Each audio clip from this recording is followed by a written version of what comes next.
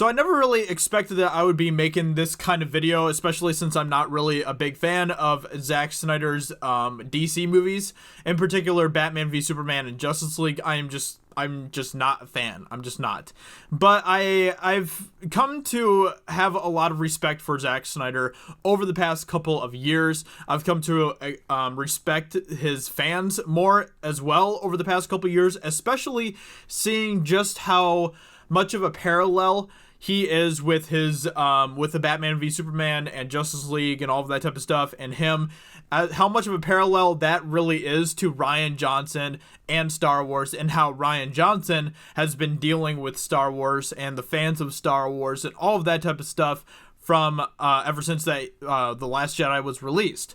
I do have my cat here as well. Here, there's my baby. So yeah, she hi baby.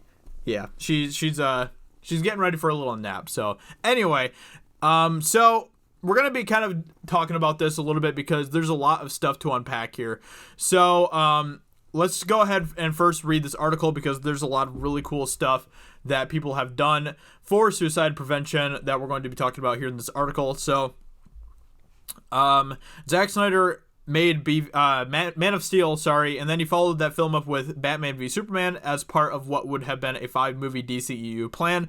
Unfortunately, Snyder had to step away from the later stages of production on Justice League due to the tragic loss of his own daughter Autumn to suicide, which is I can't even imagine the pain that something like that would cause. I can't imagine just how devastating that would be. Directorial duties then passed to Joss Whedon, who helmed extensive reshoots and made numerous changes to the plot. In the wake of the film's release and its underwhelming reception, numerous fans joined forces to call for Snyder's original version to be released.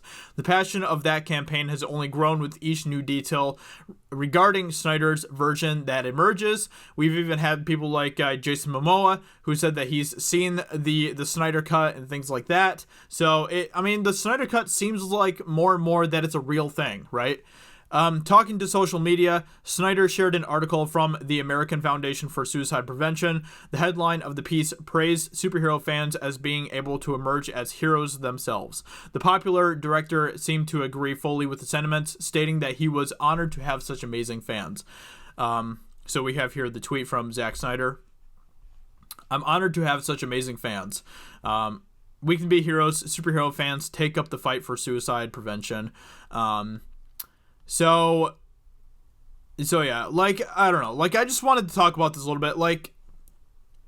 Zack Snyder and Rian Johnson are similar in some ways, and as far as they both made movies that have been super controversial for their respective franchises and stuff like that. The thing is that Rian Johnson and Zack Snyder have handled these situations completely different from each other. Zack Snyder seems to be just a really humble guy who wants to make movies that he wants to make, and he's just doing it because, yeah, I really do think that he loves these DC characters. I don't think that he might not have my favorite interpretation of these characters, but I think that he is still a fan overall of these characters. And it's more so the fact I actually don't really have as much of a problem with his interpretation of the characters. It's more so I just don't think that he's really the best writer, and so I just think that his movies are for the most part pretty weak when it comes to their writing. I actually really enjoyed Man of Steel for the most part, and that is my favorite rendition of Superman.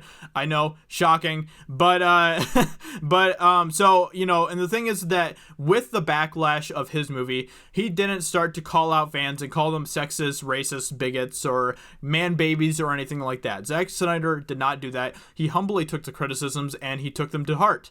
And, he didn't backlash, and I respect him for that.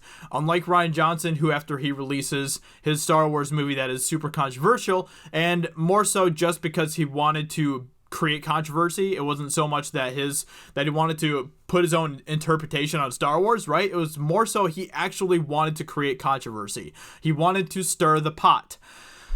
after he did stir the pot and he received backlash for it, he called the fans who criticized him for that man babies and whatever else he called fans, you know? Like, he's just said a bunch of absolutely ridiculous things about the fans. The thing is that the fans are different too. The fans of Zack Snyder, the fans of Justice League and Batman v Superman, they aren't, for the most part, SJWs. Like, a lot of the people that I know who are fans of Justice League and BVS are not SJWs. They're passionate fans just like us, and they support Zack Snyder and his vision, and I don't have a problem with that at all. You know, that's the beautiful thing about the Phantom Menace, that we can all have different opinions. I know people who are part of the Phantom Menace. There are people who are even a part of this channel, Geeks and Gamers, who are fans of Zack Snyder and his work.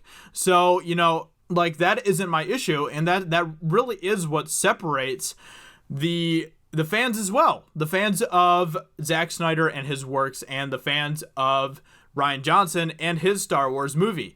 Because a lot of the people, the majority probably of the people who loved The Last Jedi, are indeed SJW weirdos. Like, they just are. And I'm not saying that they all are, but I think that the heavy majority of them are. And you do not see the fans of Rian Johnson and his Star Wars that praise it for, you know, being diverse, and call anyone who doesn't like it sexist, racist, crybaby, man baby, whatever they call us, you know, bearded incels. I don't know. I've seen that one floating around recently as well. They don't do things like this, right? SJWs, they don't do things like this. They don't go out there and raise hundreds of thousands of dollars to help people with suicide, right? That's not what they do. They're too busy crying online, whining on Twitter, coming after people who don't like the same movies that they do. They're too busy doing that than being out there doing amazing things like this. Seeing this, really, like, seeing this amazing thing right here where, you know, $110,000 was raised for suicide prevention. Seeing that, and then seeing, you know, all of that, you know, being, I guess, pushed by fans of the Snyder Cut and Zack Snyder and all that type of stuff, it really made me respect these fans even more. It really does. It makes me respect Zack Snyder more. It makes me respect everything about this whole, I guess, sub community of the fandom of you know, I guess, comic book movies or whatever, a lot more. And so you know, my respect goes out to them. You know, I don't have anything against them. I really don't. They can like the movie all they want. That's totally fine, and I don't have a problem with that. I'm not a fan of Justice League. I am not a fan of BVS, but I still respect the people that do like it, as long as, you know, they aren't just weirdo SJWs who are attacking other people who don't like it and calling them, like, sexist and racist and all of that type of stuff. But most of the fans of Batman v Superman and Justice League that I've run into, that I've talked to, have not done that. A lot of them are not SJWs. Most of them aren't SJWs. Versus a lot of the people that are fans of Rian Johnson's The Last Jedi, who are, in the majority, SJWs. So I just think that it's interesting because these two things have a lot of comparisons. They have a lot of similarities, but they have a lot of very key differences to what makes them different from each other, and what makes them special from each other, and really what makes them stand apart. So, you know, respect to everyone who helped with this as well, raising so much money for suicide prevention. You know, this is something that I've struggled with in the past as well. So yeah, you know, seeing this type of stuff is just really, really amazing. So, you know, I'm totally for release the Snyder Cut. If there is such a thing, I do want to see it. I do want to see what Zack Snyder would have done with the Justice League. I do want to see that. I don't know if that's going to happen, but, you know, to everyone who is passionate about this, keep being passionate about it. Keep pushing for that. Keep, you know, pushing for the release of the Snyder Cut, because you never know. You never know. You might get it. So, with that being said, thank you so much for watching this video. Hope you guys enjoyed, and I will talk to you all very soon in another video. Talk to you later. Bye. Hey everyone, it's Jeremy from geeksandgamers.com, and if you're a fan of Geeks and Gamers, please go to our website, visit our merchandise store. We have t-shirts, hoodies, hats, beanies, tank tops, and in the very near future, we're going to have many more products for you to choose from. So thank you for the support. We appreciate it. You guys have a great day, and we will talk to you later.